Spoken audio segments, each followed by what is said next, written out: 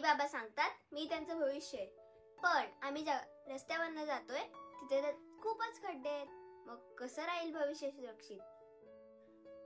जे लहान मुलांना कळतं ते मोठ्या माणसांना का कळत नाही. इतके वर्ष झाली जी सुव्यवस्था असायला पाहिजे ती दुर्व्यवस्था आहे. आणि इतके वर्ष एकाच प्रश्नावरती बोलून बोलून लोक थकलेत.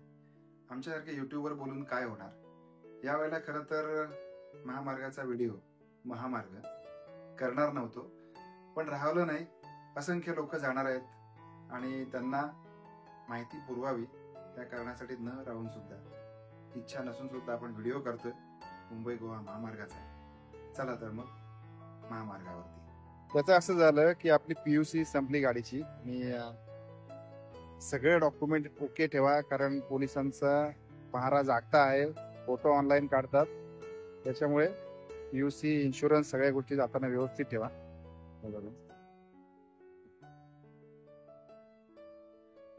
होपसो दुपारचे वाजलेले आहेत आता 3 आणि माणगाव गोरेगाव या ठिकाणी ट्रॅफिक लागणार नाही याची अपेक्षा आहे. होपसो बी पॉझिटिव्ह.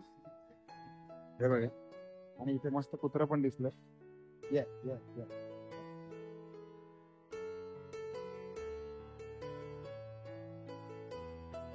तर मंडळी नमस्कार.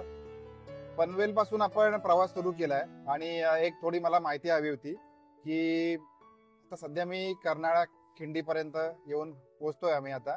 पण मुंबईतून जेव्हा तुम्ही निघता, मग तुम्ही ते गोवंडी मानखुर्द वगैरे हा सगळा एरिया करत येत असता, तर मुंबई पासून किंवा बोरिवलीतून निघताय, तुम्ही अंधेरीतून निघताय, मुंबई सेंटरवरून निघताय, कुठून पण निघताय, तर पनवेल पर्यंत जो प्रवास आहे किंवा पनवेल पर्यंत रस्ता आहे हा कसा आहे ते याच्याबद्दल कृपया कमेंट करून सांगा.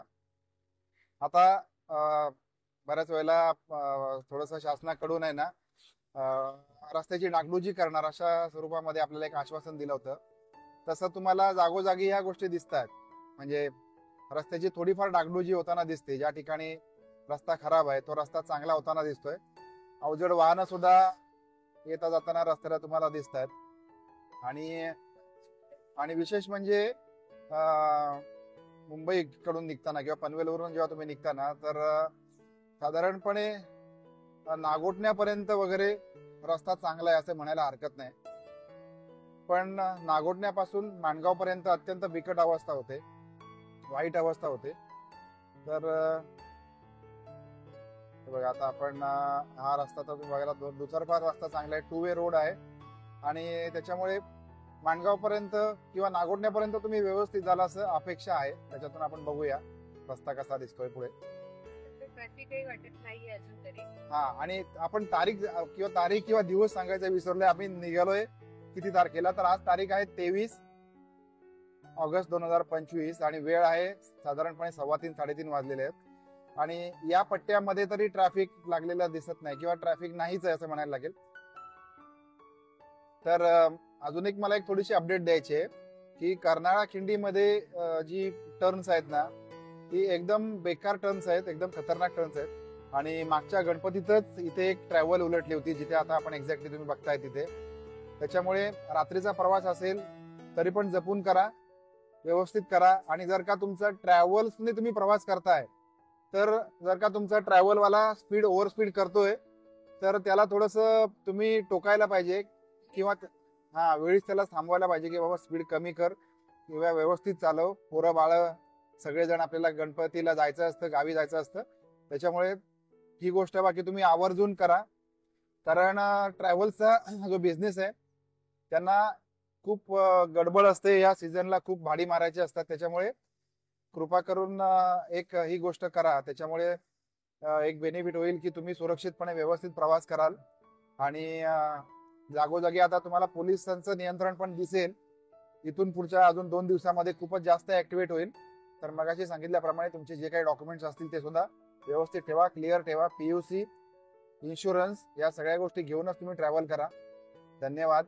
आणि आता आपण थोडंसं पुढे जाऊया. आणि ज्या ठिकाणी इथपर्यंत आम्हाला रस्ता चांगला लागलाय आणि दोन्ही साईडला रस्ता अप डाऊन मार्गावरती ऍक्टिव्हेट असल्यामुळे ट्रॅफिक नाहीये, तुम्ही बघू शकता. आणि उद्यापासून ट्रॅफिक होईल. अजून एक सांगतो की जर का शक्य होईल आणि लवकर जेवढं बाहेर पडता येईल तेवढं बाहेर लवकर पडा. जेणेकरून तुम्ही लवकर ट्रॅफिक मधून बाहेर पडाल, याच्यासाठी सांगतोय मी. धन्यवाद धन्यवाद. चला तर मग आपण निघालोय आता मुंबई गोवा हायवे वरून. पण आता तुम्ही मुंबईतनं जेव्हा येता तर तेव्हा आपल्याला काही अंतरावर एक 50-100 किलोमीटरवर आलो की आपल्याला वॉशरूमला जावंच लागतं. पण सगळ्या ठिकाणी काही लगेच आता पनवेल टू पेण या मधल्या भागामध्ये विशेष अशी हॉटेल्स वगैरे सुद्धा नाहीये. आणि लेडीजचा प्रॉब्लेम जास्त मोठा होतो. जेंट्सचा प्रॉब्लेम कुठेही सॉल्व्ह होतो, पण लेडीजना हे प्रॉब्लेम येतात. तर गव्हर्नमेंटनी एक 5-50 किलोमीटरच्या अंतरावर तरी वॉशरूम्स उभे केले पाहिजे. तुम्ही बसनी गेलात तरी सुद्धा तुम्ही बस स्टँडना जाता, पण तिथली वॉशरूम्स काय फार चांगली नसतात. म्हणजे जाऊच नाहीये असं वाटतं, इतकी अस्वच्छ असतात. पण आपण प्रायव्हेट व्हेकलने गेलो तरी सुद्धा जिथे आपण स्नॅक्सला किंवा याला हॉटेल्सना थांबू, रेस्टॉरंटना थांबू, तिथे आपल्याला वॉशरूमची व्यवस्था होते. परंतु सोबत लहान मुलं वगैरे असतील तर त्यांना ह्या गोष्टी हे नाही करतायत, काय म्हणतो, कंट्रोल नाही करतायत. मग अशा वेळी 5-50 किलोमीटरवर गव्हर्नमेंटनी जर वॉशरूम्स बांधले तर खूप चांगलं होईल. सगळ्यांचे प्रॉब्लेम सॉल्व्ह होतील. असं वाटतं की नाही तुम्हाला? काय वाटतं ते कमेंट करून नक्की सांगा. तर आता आपण प्रवास करता करता येऊन पोहोचलोय JSW च्या रोडवरती. आता तिथे येऊन पोहोचलेलो आहे. म्हणजे आपण या बाजूने, डाव्या बाजूने अलिबागच्या दिशेने जाऊ शकता, अलिबागला जाऊ शकता. आपल्या सगळ्यांना या गोष्टी माहिती आहेत खरं तर, पण हा जो रस्ता लागलाय ना, हा रस्ता एकदम भारी आहे. म्हणजे काही ठिकाणी आता ते थोडस अनइव्हन सरफेस वगैरे या गोष्टींचा आपल्याला प्रॉब्लेम येत असतो, पण ठीक आहे. बाकीचा जो ओव्हरऑल रस्ता आहे तो चांगला आहे. आणि JSW सारख्या ज्या कंपन्या आहेत किंवा इंडस्ट्रीयल झोन ऑलरेडी आहेत आपल्याकडे, जसं की चिपळूण MIDC असेल किंवा महाड MIDC असेल, रोहा MIDC असेल, दोन्ही बाजूनी आपण विचार केला पाहिजे. आपलं जे सौंदर्य आहे, निसर्ग सौंदर्य आहे कोकणचं, हे देखील अबाधित राहिलं पाहिजे. आता समोर तुम्ही बघू शकताय, आपण अजून मुंबई सोडून 100 किलोमीटर सुद्धा क्रॉस केलं नाहीये. आणि समोरचं जे निसर्ग सौंदर्य आहे याचा जर तुम्ही अंदाज केला तर जसं तुम्ही कोकण गाठता, तळ कोकणामध्ये जाता, किंवा रायगड जिल्हा सोडून तुम्ही रत्नागिरी जिल्हा, किंवा रत्नागिरी जिल्हा सोडून तुम्ही त्याच्या पुढेही जाता आणि सिंधुदुर्गामध्ये प्रवेश करता, तर असंख्य अशी ठिकाणं आहेत की आपल्याला खरोखर माहिती देखील नसतील. म्हणजे अगदी हाताच्या बोटावर मोजण्या इतकीची माहिती आहे. तारकर्ली असेल, काही अशी डेस्टिनेशन असेल ती माहिती आहेत. पण अशी असंख्य डेस्टिनेशन आहेत ज्यांचा विकास होणं गरजेचं आहे पर्यटनाच्या दृष्टिकोनातून. आणि हा जो विकास होणार आहे हा रस्ते महामार्गाच्या माध्यमातूनच विकास होणार आहे. तर मंडळी, मला एक विचारायचं होतं की आपला जो विकास आहे हा पर्यटनाच्या माध्यमातून व्हावा की इंडस्ट्रीयल झोनच्या माध्यमातून व्हावा, याच्याबद्दल तुमचं मत काय आहे ते त्याच्याबद्दल सुद्धा थोडीशी क्लॅरिटी हवी होती. तर मागच्या वेळेला 2 वर्ष आपण सतत बघत आलेलो आहे की डोलवी आहे हे गाव, आणि डोलवीच्या इथला जो ब्रिज आहे ना तो तुम्ही बघत म्हणजे 2 वर्षापूर्वीपासून इथे किती ट्रॅफिक होत होतं तुम्हाला अनुभव असेल. खूपच ट्रॅफिक व्हायचं, खूप ट्रॅफिक. म्हणजे अक्षरशः 1-1, 1.5 किलोमीटरच्या रांगा लागायच्या. आणि आनंदाची एक गोष्ट अशी आहे की हा जो ब्रिज आहे ना, हा ब्रिज आता एकदम 90% याचं काम आहे ना पूर्ण झालंय. ही एक आनंदाची अपडेट आहे. आता खरं तर पाऊस पडतोय ना, तुम्ही बघू शकताय, त्यामुळे तुम्हाला दाखवू शकत नाही, पण नेक्स्ट टाइमला हा ब्रिज आपण कव्हर करूया. हा 2 वर्ष आजपर्यंत हा ब्रिज जिथे प्रलंबित होता आणि इथे खूप ट्रॅफिक व्हायचं. ही एक चांगली गुड न्यूज आहे आपल्या सगळ्यांसाठी. थँक्यू. पाऊस बघा किती खूप पडतोय, भयानक पडतोय पाऊस समोर. आणि इथपर्यंतचा आमचा प्रवास एकदम भारी झालेला आहे. ज्या सिंगल रूट बद्दल आपण बोलतोय तो सिंगल रूट तो हाच. म्हणजे मुंबईकडून निघाल्यानंतर नागोठण्याच्या आसपास येतात, त्याच्या वेळेला तुम्हाला डायव्हर्जन लागतात आणि तुम्हाला परत थांबावं लागतं, ट्रॅफिक होतं. मंडळी, या ठिकाणी आल्यानंतर तुमची फसगत होणार, कारण जो 2 वे आहे, अप डाऊन मार्ग आहे, ह्या मार्गावरती इथे आता 2 ठिकाणी काय म्हणू शकतो त्याला डायव्हर्जन दिलेत. आणि त्याच्या समोरून बघा ST येते आणि इथे ट्रॅफिक होणार, कारण दोन्ही बाजूनी घुसण्याचा प्रयत्न होतो. आणि मग ट्रॅफिक होतं. त्याच्यामुळे लवकर निघा आणि वेळेत पोहोचा, एवढंच एक सजेशन आहे. पुन्हा एकदा चांगला रस्ता आपल्या लागलेला आहे. तर मंडळी समोर बघू शकताय, आता हा जो ब्रिज आहे ना, हा आपण नागोठण्याच्या जस्ट मागे आहे, थोडंसं मागे आहे हे बघा. आणि ह्या उड्डाणपुलाचं काम तर अजिबातच नाही झालेलं. तर नमस्कार, आता आपण अर्ध्यात येऊन पोचलोय.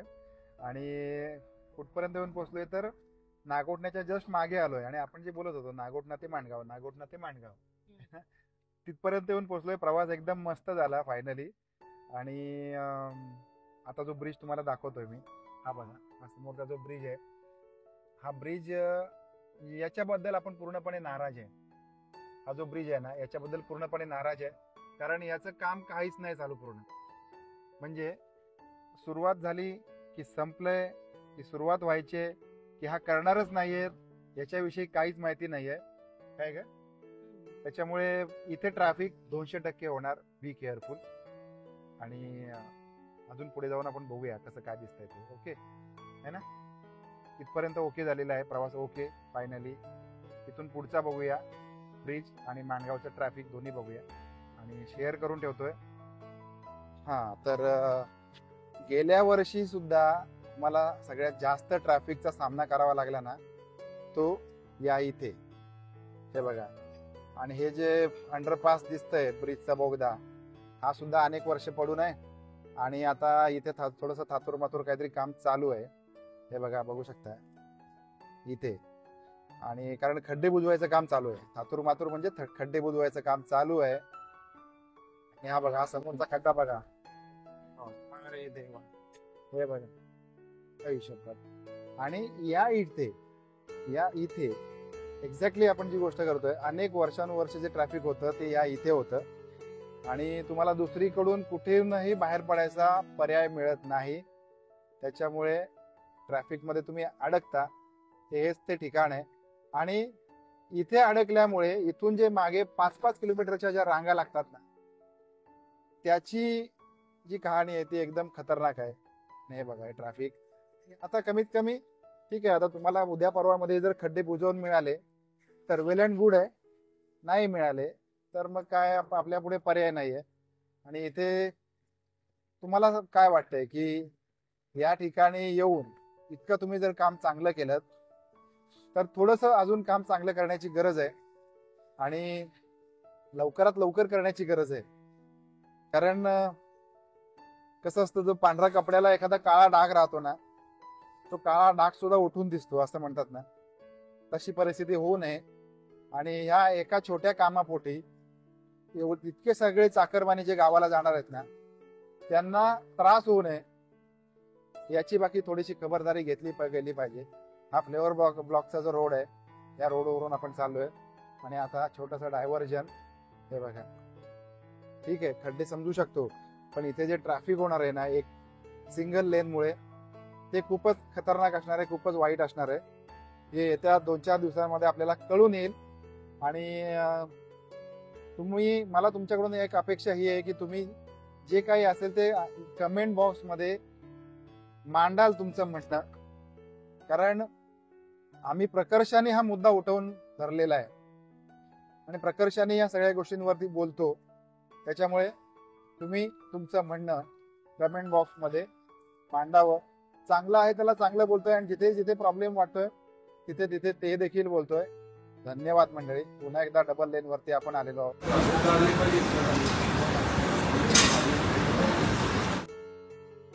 तर मंडळी, नागोठण्यानंतरचा आहे दुसरा हॉटस्पॉट आणि आपण येऊन पोचलेलो आहे कोलाडपर्यंत. तुम्ही बघू शकताय कोलाडमध्ये हा जो ओव्हरब्रिज आहे, उड्डाणपूल आहे, याचं काम अनेक वर्ष रखडलं आहे, प्रलंबित आहे. कॉन्ट्रॅक्टर पळून गेलेले आहेत, काही माहिती नाही, पण रस्त्यावरचे खड्डे पण अजून आहेत तसे आहेत. कोलाड म्हणजे मुंबई गोवा महामार्गावरचं एक मोक्याचं ठिकाण म्हणता येईल. कारण या बाजूने तुम्हाला मुरुड, जंजिरा, रोहा या बाजूला देखील जाता येतं. त्याचबरोबर कोकणात जाण्यासाठी, रत्नागिरी, सिंधुदुर्ग, गोवापर्यंत जाण्यासाठी मुंबई नंतरचा पहिला मुक्काम म्हणजे हा कोलाड आहे.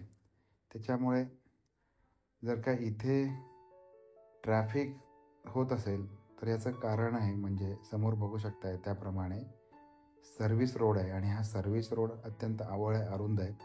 जोपर्यंत उड्डाणपूल पूर्ण होणार नाही तोपर्यंत ट्रॅफिकचा सामना हा करावाच लागेल. मुख्यत्वे करून गणपती, शिमगा यासारखे जे सण असतात आणि सणाला जाणारे चाकरमानी असतात त्यांना नाहक या सगळ्या गोष्टींचा त्रास होतो. उलटनंतर नेहमीप्रमाणेच आपण माणगावपर्यंत येऊन पोचलो. पण आज शनिवार असल्यामुळे ट्रॅफिक नाही, गर्दी नाही, कोणत्याही प्रकारे त्रास नाही. खूपच कमी ट्रॅफिक आहे आणि पोलिसांचं नियोजनसुद्धा सध्या तरी तगडं दिसतंय. पण येणाऱ्या काळामध्ये ज्या वेळेला असंख्य वाहनं या रस्त्यावरून धावतात त्यावेळेला व्यवस्थेचा बोजवारा उडून जातो. आपल्याला इकडून तिकडे हलता येत नाही, इतकी ट्रॅफिक असते आणि माणगावमध्ये तर 100% ट्रॅफिक असतं.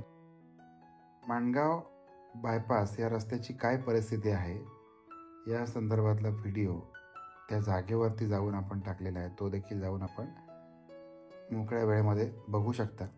आणि मार्केट फुलायला सुरुवात झालेली आहे. दुतर्फा मार्केट, त्याचबरोबर मधून जाणारा रस्ता, लगतच असणारा माणगावचा स्टँड, या सगळ्याचा परिपाक म्हणजे गर्दीच्या मोसममध्ये होणारं ट्रॅफिक आणि त्याचबरोबर चाकरमान्यांचा मनस्ताप. मंडळी, आपण मध्येच उतरलोय आणि थोड्या वेळासाठी म्हटलं थांबूया, ब्लॉग एंड करायचा होता. तर समोरचं वातावरण एकदम छान आहे आणि टोळ फाट्याच्या इथे आम्ही उतरलोय. म्हणजे तुम्हाला खरं सांगायचं तर महाडच्या थोडंसं मागे या ठिकाणी थांबलोय कारण समोर भात शेती आहे आणि वातावरण प्रसन्न आहे म्हणून उतरलो. आपल्या सगळ्यांसाठी हा ब्लॉग आधी एंड करतोय. जी काही माहिती होती ती माहिती आपण तुम्हाला दाखवली. कशी वाटली ते मला कमेंट बॉक्समध्ये कळवा आहे ना. आणि आपण नवीन ब्लॉग मध्ये भेटूया. Bye bye.